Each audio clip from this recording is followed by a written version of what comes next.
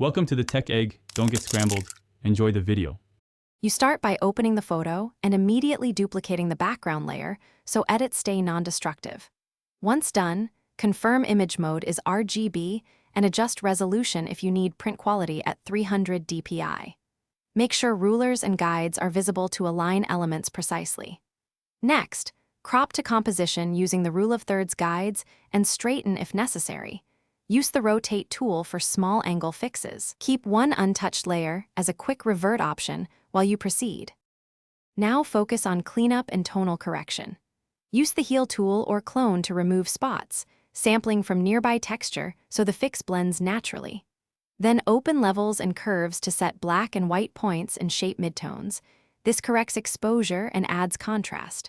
Once tonal balance is set, subtly dodge and burn to sculpt light. Use low opacity brushes between 5 and 15% to avoid harsh edges. Make sure to work on separate transparent layers so you can tweak opacity later. Finish by refining color and delivering a sharp final image. Use color balance or hue saturation to correct skin tones or remove color casts. Subtle shifts are usually all you need. Create a merged copy for sharpening and apply an unsharp mask or sharpen filter at conservative settings. Aim for clarity without halos. Finally, export via File Export as, choose JPEG or PNG, and set quality to balance file size and fidelity. Troubleshooting tip. If colors shift on export, reconfirm image mode is RGB and reapply profile before saving. Thanks for watching. Consider subscribing if I helped unscramble your problems.